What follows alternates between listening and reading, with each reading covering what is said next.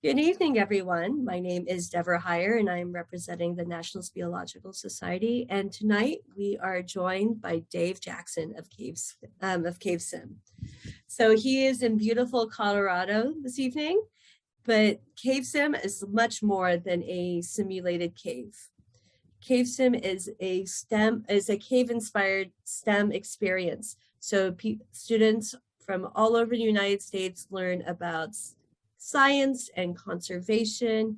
They learn about different ways we communicate underground, and they get to experience right outside their classroom what a cave is actually like.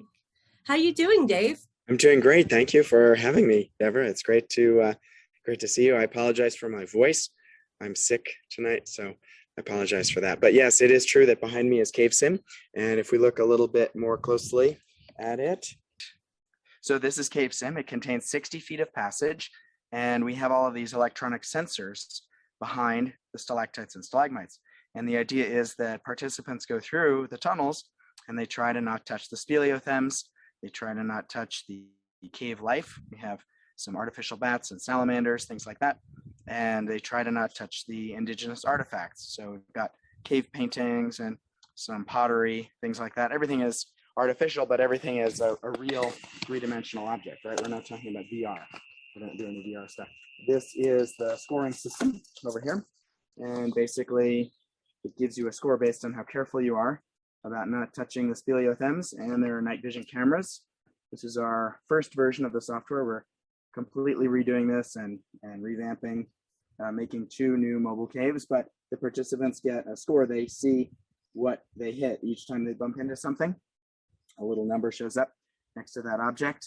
You can see somebody's bumped the cave bacon there a couple times, and then they get a total score. So we're definitely trying to teach them about conservation, and we're trying to also teach them about the science behind the formation of caves.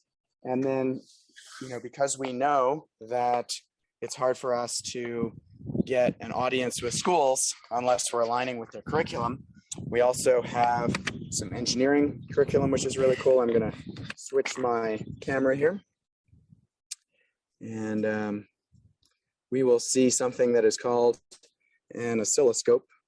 And an oscilloscope, its job is it has a little probe right here, and the probe goes over and it hooks on to these field phones that are over here.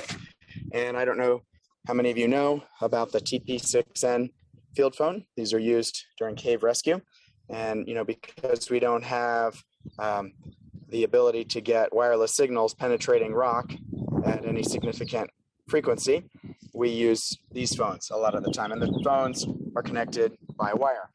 And so the participants, the students, can talk with one another on the phones. So we have the ability here to hold the button down and we can talk with each other. And then I can show their voices on the screen. So we talk about waves and energy, talk about the electromagnetic spectrum and frequency and period, things like that. So I can whistle into the phone and we'll get kind of a cool effect here.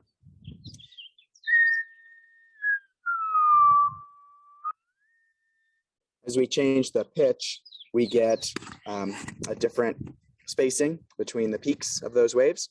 And so we can talk about, like I said, we can talk about waves and energy. This ties in with engineering concepts that students are learning. It happens to be the case that I used to design computer chips that go into this piece of equipment. So I'm really familiar with this. We also have cool lessons that we do all about bats. I'm going to switch my camera again real quick here. So thanks to Mary Sue Saki, we have a nice little container of guano. And this is a good excuse for us to talk with the students about some science vocabulary. So for example, what is an exoskeleton? And they can sort of see, it's a little hard because we don't have enough sunlight right now, but you can actually see little shimmery exoskeletons in the guano. And the students think this is really cool and really gross at the same time. So what we're really trying to do is inspire the students to be really interested in science, all different fields of science, engineering, math, technology, and even art. So we have cool activities that we do where, the students are doing cave paintings, things like that. And whatever the students are learning, we tie in with that. So one of the things I wanted to show you, but Deborah, I wanted to give you the chance to ask questions. If anybody has questions at all during the webinar, feel free to jump in.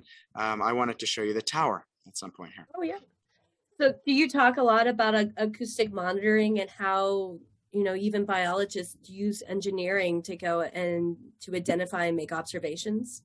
We do. And what's neat is that we also tie the natural world to demonstrations like this, right? So we can talk about echolocation when we are talking about, use this as an excuse to talk about echolocation. We talk about propagation velocity. I have some neat recorded programs that I've done. During COVID, we did a lot of recorded programs and a lot of online programs. And so I have some cool recorded programs. I have used echoes to get an accurate measurement of distance in a big, downtown area with big buildings, bouncing the sound off buildings. So there's a lot of things that we do tie into, yeah. Thank you very much. Yeah, let's go to the tower. Let's over to the tower and take a look. So I have my kids here with me. I have two kids, William and Christopher, and they are 7 years old and 3 years old.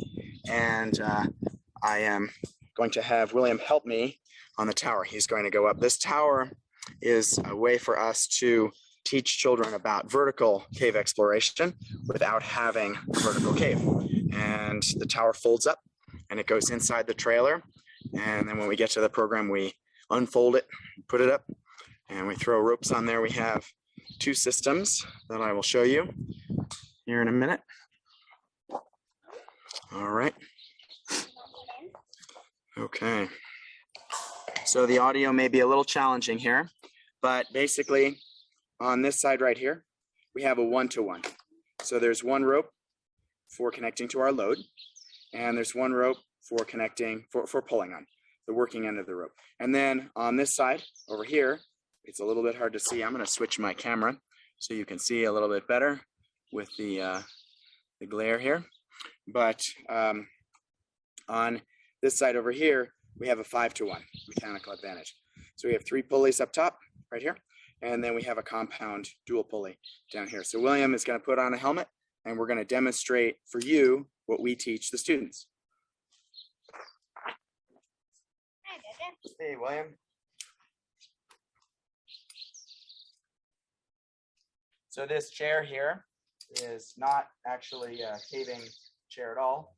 It's a bosun's chair, and we use it because it's very easy to get kids in and out of.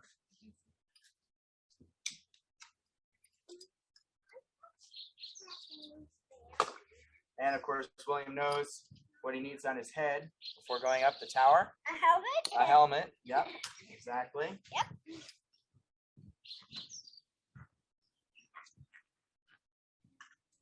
Okay, William, you get to wear my helmet today. How cool is that? Whoa, that's fun. Right. So the rope that William is on now is our 1-to-1.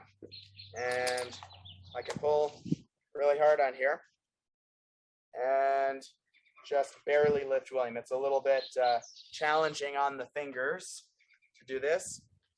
For me, it is possible to lift him, but it's much more difficult. And I have to hold on with both hands in order to do this. You'll notice that he goes up the tower very quickly, because any rope that I pull, if I pull 1 foot of rope, he goes up by 1 foot. So let's bring William back down, and you can spin around. Can I go on? In a little bit, yes.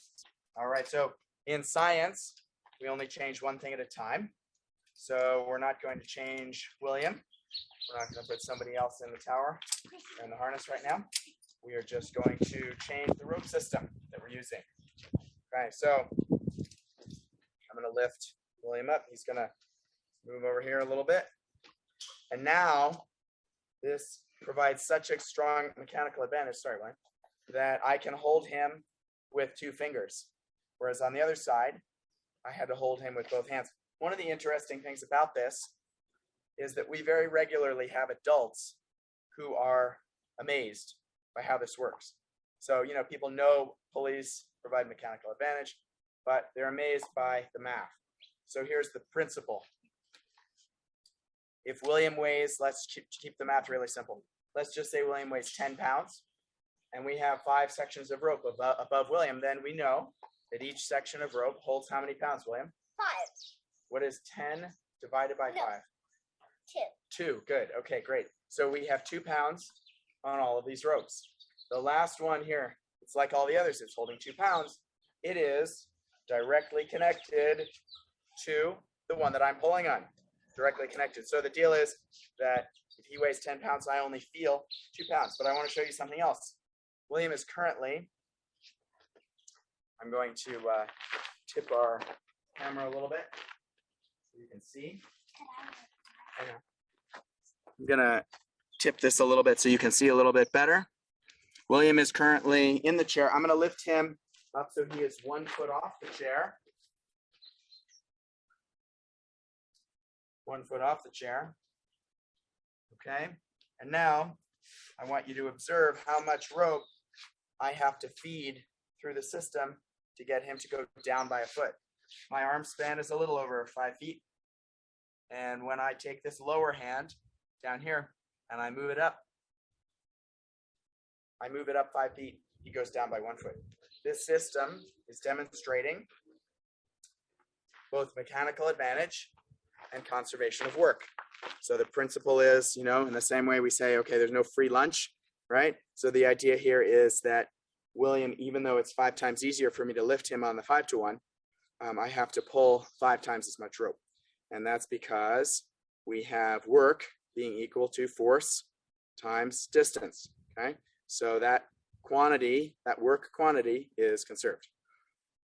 Cool. So the other thing we talk about with this here is safety. We really emphasize safety a lot. So I always ask the students, who do you need to have with you if you're going to do things with ropes? William, who do you need to have with you? A responsible adult. Yes, William says a responsible adult, not just any adult. Adults are like Easter candy, Halloween candy, they come in different flavors. Make sure that you have a responsible adult with you. The other piece of safety that we demonstrate, and William, I'm going to have you help, and maybe Tracy and Christopher, you guys want to help a little bit. We're going to demonstrate how crucial it is to be cautious about not running a rope over another rope.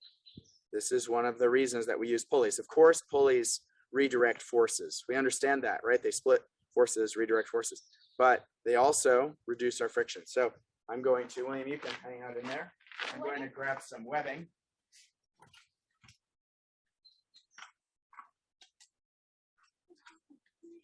So some of you may have seen this demonstration before. The person who originally showed me this was Rick Specht, and he has sponsored our tower. He's gotten us these cool pulleys through Vertically Speaking, his company. Okay, Tracy, do you want to come and hold some rope? Christopher, you want to come and hold some rope? Okay, so basically we have 3,000-pound test nylon tubular webbing here. And then we also have some nice PMI cord.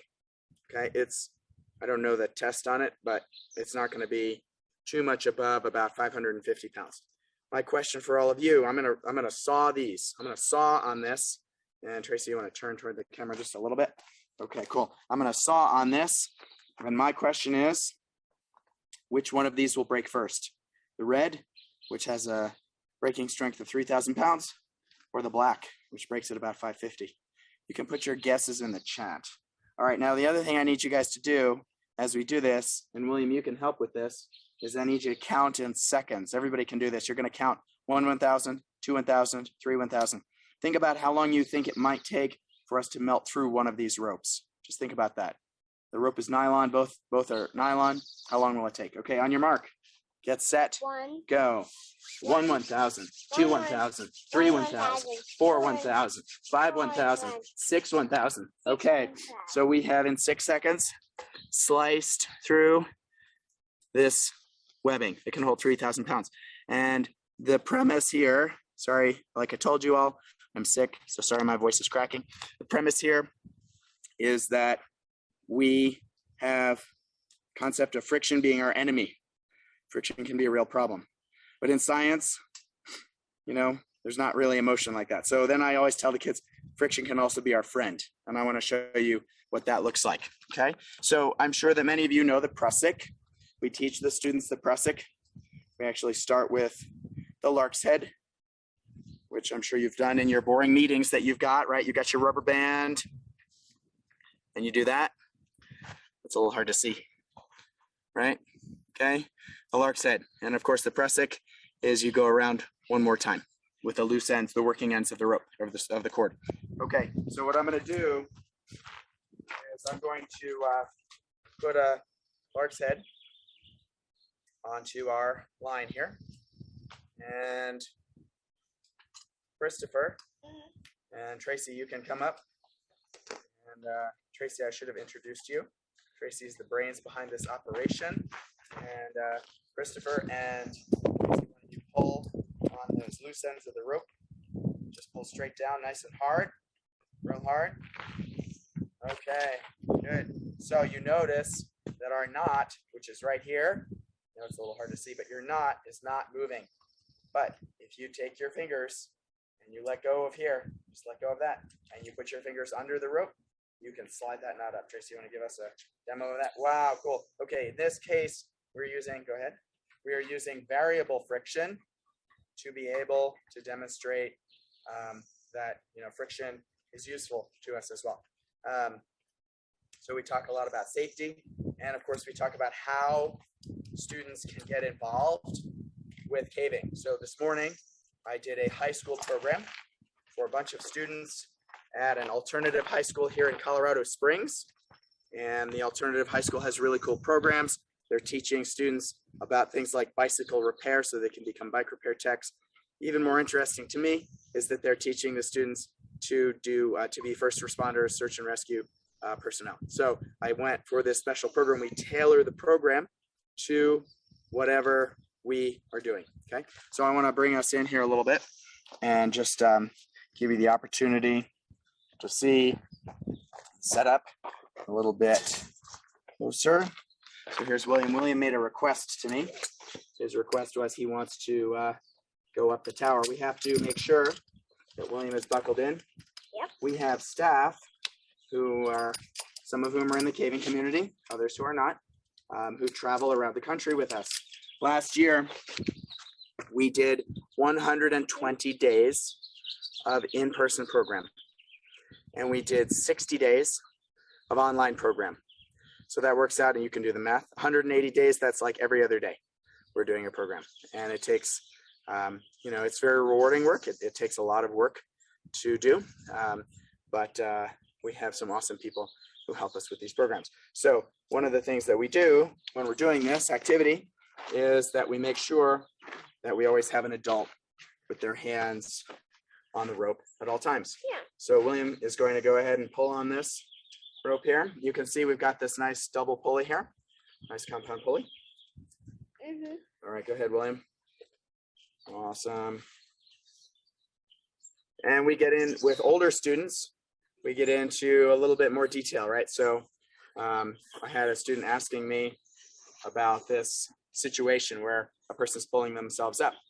And this works out to be better than a 5-to-1 because you're taking some of your own weight and you're reducing the load on the 5, you're applying some of that to the 1. So, you know, this is a tower that I built. I constructed this tower. And that's another thing that we talk with students about. We talk with them about careers like welding. I welded the tower together using recycled materials, by which I mean materials headed for the waste stream, right? At the, you know, at the scrap yard. So we've got a nice strong tower here. We've had 300-pound people on the tower, and we get to also demonstrate the frog system on here. So we can throw a rack on the tower. I'll show you that in a minute. And I won't actually, I'm sure you're all pretty familiar with SRT, that's single rope techniques. That means, you know, we climb rope with just one rope. William, you ready to come down? Yeah. All right, great. I got you. You can hold on to the black straps. All right. So we also demonstrate, go ahead and hold on to the black straps. Thank you, sir. All right. Here comes William back down into the cave.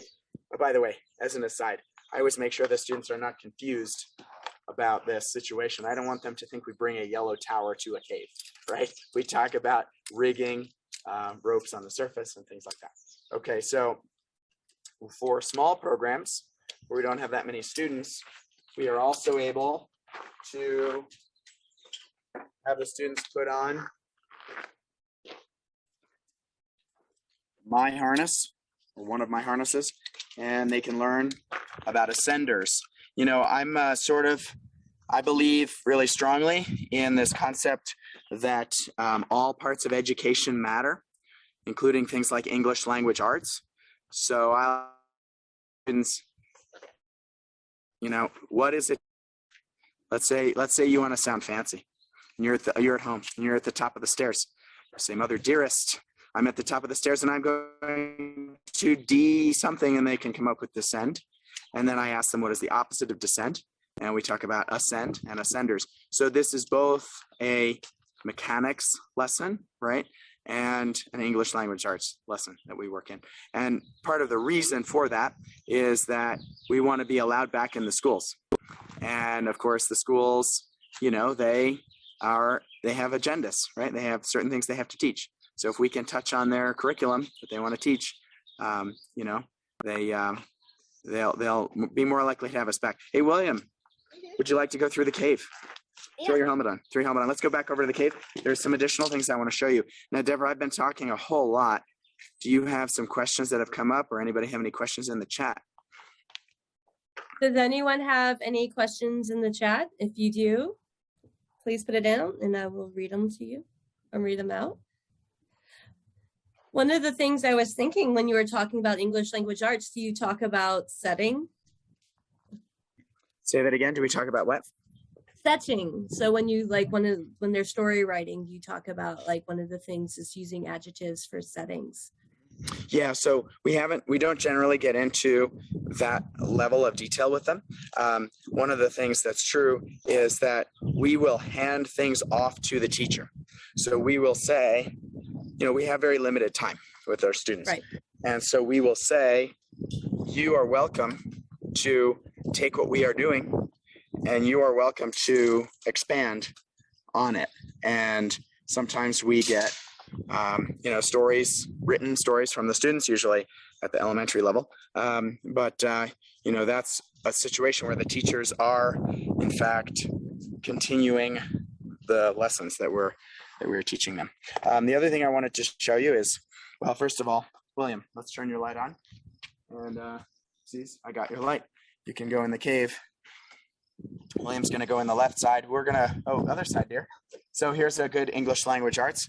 We have entrance and exit written on top, and we try to work with the students on reading a little bit. Okay, so as William goes through the cave, we will be able to see him at some point. So let's take a look at what that looks like. We also have the opportunity here with these night vision cameras to be able to talk with the students about what is infrared light. So, you know, we talk with them about the rainbow. Just a little aside, it is a little challenging for me that we've gotten rid of indigo and violet in the rainbow. It makes it a little hard to talk about ultraviolet. And so at any rate, we talk with them about infrared light, and it's infrared light that's being used to light up the inside of the cave. And just as a point of clarification, these are live camera feeds. I just saw William's light on the wall there. We're going to see him again here in a little bit. One of the interesting things about this system is that I wrote all of the code. I made all of the electronic sensors. I created all the stalactites. I built the whole structure myself, and it has been in operation without going down since 2010. So it's a pretty impressive system. We see William exploring around in there. He's going to try to not squish the salamander, which is to his right. And then we're going to see him over here in a little bit. There are multiple ways to go through the cave. So William has some choices he can make about the pathways that he takes. Of course, you know, we also talk with the students about how you have to have, you know, a surface watch. You have to have the appropriate kind of gear, right? 3 light sources. We talk with them about, the size of your team, things like that. So in a little bit here, we're going to see William come through here. And there is an atria, which it's a little hard to see here, but he could, if he wanted to, climb up the atria, and he could go up into the upper level. And this is an excuse for us to talk about French. So working in foreign languages, right? So we do, by the way, also teach our programs in Spanish.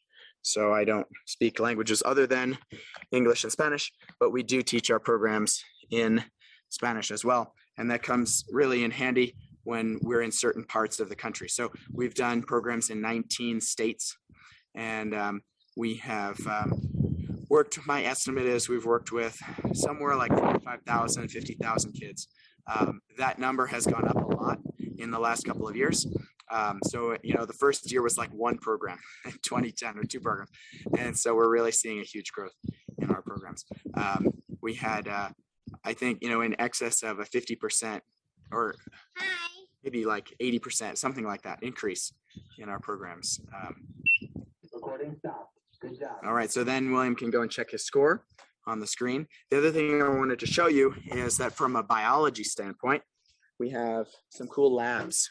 So our programs are not just about the, the things we do outdoors, right? Our programs are also about things that can be done in the classroom. And so we will bring Petri dishes with live cultures in them. This here is Physarum polycephalum. So the clear stuff, let's tip this down a little bit. The clear stuff is a seaweed jelly. And these little dots here, those are pieces of oatmeal. The yellow stuff that you see is and it is a protist, a slime mold. It's not really a mold at all. And obviously I wouldn't be talking over this, right? Putting all kinds of pathogens in here, except that we've used it already. So it's on its way out. But we wash our Petri dishes and reuse them. It's really cool. The kids get to make a copy of this. The crazy thing about this is that it's one single cell, and it can be like 3 square yards in size, one single cell, but it's got a lot of nuclei. And so if you carve a piece off, you can see there's this little island in here where I've carved pieces off. You put that in another Petri dish, and it has the genetic code to be able to replicate itself. And this is really cool because we can study the behavior of the slime mold. We can make a computer model of how it behaves, and then we can use that computer model for a lot of engineering problems. So, for example, they've used that algorithm for loading commercial airplanes and routing packages and things like that. So our program is really, really broad. We always come back to the theme of cave conservation, cave exploration, and cave-related science. Could I now take off my helmet? You sure can take off your helmet. Here, let me help you with that. Okay. Thanks, Dada. You're very welcome. Well, we always come back to that theme of cave conservation, exploration, and science. Formation. That's awesome. William says he only bumped one formation. That's One formation that says I was in there earlier and I didn't restart it. Yes. So one of the things that's true about our new system, William, yeah, that's fine. William is bringing up a good point. He says that he got some damage points attributed to him that he didn't do. Our new system has a tracking device that I am producing. It's in the helmet, and it basically allows us to see where each helmet is in the cave. And then we can give each participant their own score. Hello, Heidi. Basically, we're constantly revising what we do, and I'm really excited about launching this new system. We will not get rid of this one. We will have multiple systems traveling around the country with staff for each system, and we'll travel in caravan, but we'll go to different schools. And so maybe one team will go to an elementary, one a middle, one a high school. We do programs for parks. We do programs for cities, so like festivals and things like that. And we also work with museums and zoos. And you will be with us at convention this year. I will. I'm really excited about going to Rapid City. Yes, I'm really excited about going there in June. one of the things we talked about earlier, but we didn't talk about during this this meeting, is that you're a recipient of the one of the NSS education grants. Yes, I'm really grateful for that. So what that enabled me to do is to continue to deliver these online programs through COVID. So COVID was, and still is in some for some schools, a really challenging situation where the schools wouldn't go out and they wouldn't, they couldn't do field trips. And so we came in and we did a lot of online programs. And to support that, I had to buy some hardware, computer hardware, including disk drives, because we have huge files, right? We're recording these videos and we have huge files. Some schools cannot do live online programs. They don't have the bandwidth, or there's rules about things like that. So, we had support from the NSS, this awesome education grant that enabled us to get hard drives so that we could continue to deliver these online programs. And even though, a lot of places were opening back up, those programs are still available on our site. I'm also really excited that you're going to have 2 new trailers. I love that you were showing us the tower and teaching about engineering and physics through that, and showing us your biology. Can you? And I love that you're not just STEM, you're STEAM. And so you were talking about earlier about caves. They have their cultural artifacts. We had learned a lot of human history through it. Do you mind sharing a little more about some of the art projects that kind of go through with your program? Yeah. So we have a cool art project where the students can take some charcoal or just some charred wood, and they can grind it up and put it in water to make kind of a slurry. And they use a straw, and they use the Bernoulli principle to lift the slurry. You've got a straw sticking up out of your slurry, and you blow across the top of that straw. And the Bernoulli principle, which is the same way airplane wings work, that lifts the slurry up and sprays it so they can hold their hand up against a brick wall or, a sidewalk or something like that. And they can do hand prints in the same way that we know that people did, for example, in the caves in France in prehistoric times. So that's one example. Another example is kids making replicas or creating their own, being inspired and creating their own cave paintings, with just butcher paper and some, black pastel. And then another interesting thing, and this is a tie-in between cave mapping and art. I view it as a tie-in because I think cave maps are, have an artistic component to them. So the kids will map the cave. So they take tape measures in. We don't have any distos or anything like that. But one of the funny things that happened, we built a cave at the climbing gym in Colorado Springs. And one of the funny things that happened was Tracy was in there and she was trying to survey the cave and the compass wasn't working. And the caver, Mike Frazier, that was surveying with her said, "Oh, you must not know what you're doing." And so then he traded places with her so he could shoot the back bearing. Turned out there was so much metal in our installation at the climbing gym that the compasses were not working, so much structural steel. Because we built, this is a really extensive system that we built a 40-foot rappel that has since been changed, but we built this cool 40-foot rappel and a lot of cool stuff. So the tie-in, getting back to what I was talking about, the tie-in, there is art and cave mapping, which is pretty cool.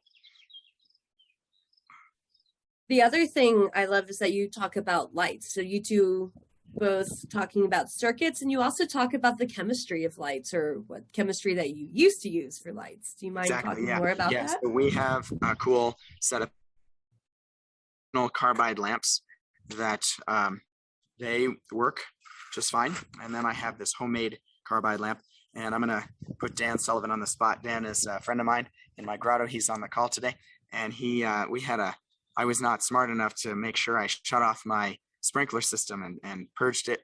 I didn't do that, and so I had part of my manifold froze, and so I harvested this nozzle from that incident, and I went to a big box store and got this little nozzle here. I got a little gas jet, and I soldered this together, and now we have a pressurizable carbide lamp. And so we can demonstrate the concept of both conservation of matter, right? So we have a cool scale, pretty high precision scale, and we can show that the mass is unchanged. So we've got this test tube. We put water in the test tube. We put carbide in the bottom, and we put the test tube down with water in it, and we weigh it, get a mass, and then we tip it over, and the two products mix, the water and the carbide, and we weigh it again, and we see that the weight has not changed. We talk with the students about the fact that you cannot destroy or create matter. So that's another tie-in, and of course there's a history tie-in there as well with carbide. How tall of a flame can you make with that thing? That's a great question. That's a great question. You know, I've seen like a 12-inch flame, maybe a little bit higher. I can give it a try if you guys want. The reason, the rationale for me being a little hesitant to show you is that I've had to glue it. I had to reglue it because it got kind of overpressurized. So we've gone through a couple of iterations of these. So, but while I'm doing that, who else has some good questions? Thanks for that question, Dan.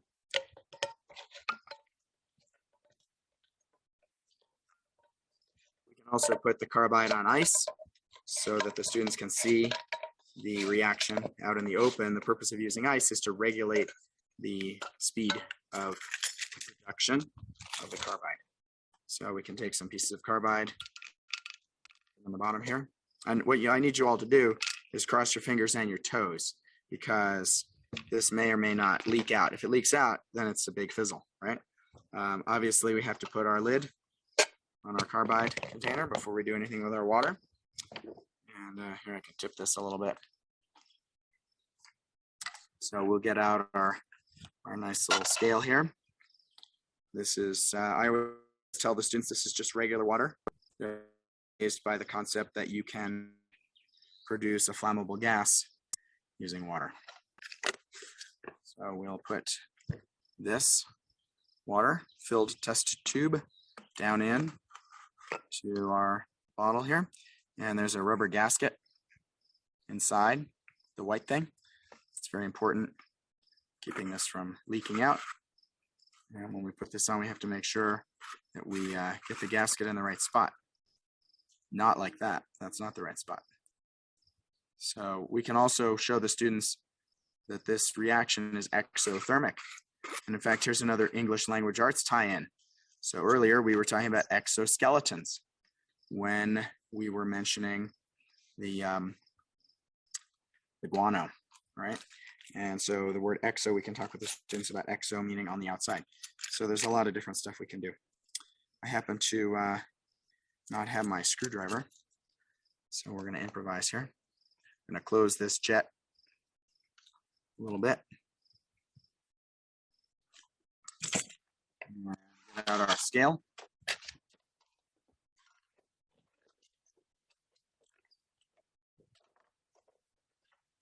So one of the things that's true is that we have aligned with the standards of many states that we work in.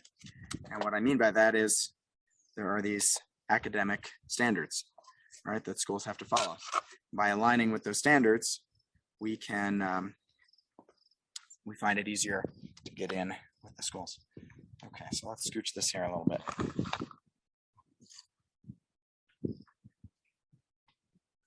Okay, so we can tear the scale.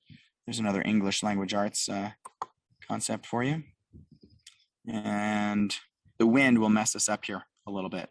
There's a little bit of variability because of the wind. Okay, so we have 216, you know, it never fails, right? It's windy when we're trying to do this. Sometimes I do this inside a school, but you know, they'll have like fume hoods and stuff like that, or be near a door. So we're at 216. Let's let this settle. 216.6. I usually talk about how this last digit here is a digit of uncertainty. 216.6. Let's see if we can get this to do its thing. 216 point, now there's a little rounding error, but basically 216.6. So we have not lost within reasonable scientific accuracy. We have not lost any matter. We haven't destroyed or created any matter. Now, let's see if we can get this going. Tracy, you want to help me out here? Yeah, so it did leak out. I need another bottle. In this case, we have a tiny little flame. Let's see if we can make this a little bigger.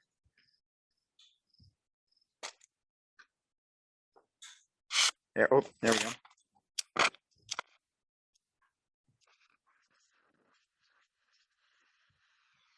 My phone, there we go. So not as big as sometimes, but pretty exciting compared to our traditional carbide lamp, which we also have. Here, tip that camera down if you would. Just tip the whole thing. No, the whole thing. Yep. See that? The interesting thing about this is that there's so much pressure that we get, the flame extinguishes itself because we're not getting enough oxygen for combustion at the very beginning.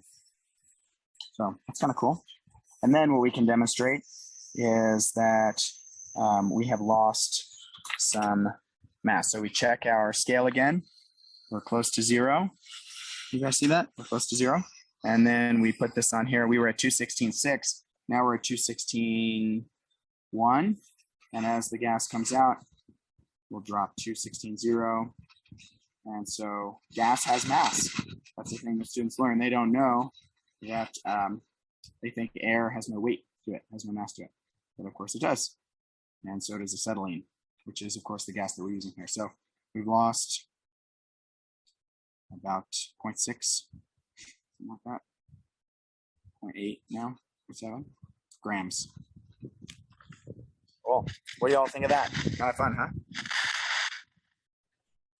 I always say I love this lesson because normally when I was teaching it during chemistry, we would do usually like citric acid or baking soda, and this is such a beautiful way to show something of just another point of view with doing law of conservation of mass and relating it back to, again, that theme of caves. And I like that you also you go from the history because you talk about carbide, but you also talk about circuits and talking about lights and batteries. And yep, yeah, we have some cool labs in which the students make some circuits, which is really fun. And so yeah, go ahead. Oh no, I was just saying. So you have your chemistry standards, which is can be taught depending on the state, sophomore and junior year. You have your physics standards, which is anywhere from sophomore senior year. You have your physical science standards that you're talking about. You're talking your Greek and Latin roots, which is depending on the state, is either taught in science or it's taught in the in your ELA classrooms. So that's what's so great about this program, is that in one day you can have you have your whole entire lesson, you have your whole entire class. So. Yeah, that's a good way to segue into sort of a wrap up here.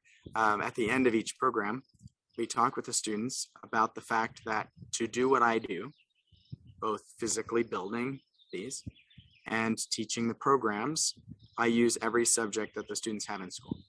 So we go through all the subjects and we figure out how they are connected. And then I encourage the students to do what I've done, which is to invent my own cool job. And I say, it doesn't have to be focused on caves. It can be whatever you want, but you'll have a better life if you are excited about your career. And you'll have a better career if you are working hard in school. I think this goes right into what we were saying about caves, is that if you go into a cave, and if you, as cavers, and most of us here tonight are, that it's not just the geology or speleology, it's biology, it's history, it's language, it's art, it's math. And so you end up, by being a caver, learning a little bit of each of those subjects. And that makes it there's a lot of holistic learning that goes on. So does anyone have any questions for Dave or any thoughts? You can, this is a small enough group, you feel free to unmute yourselves and ask.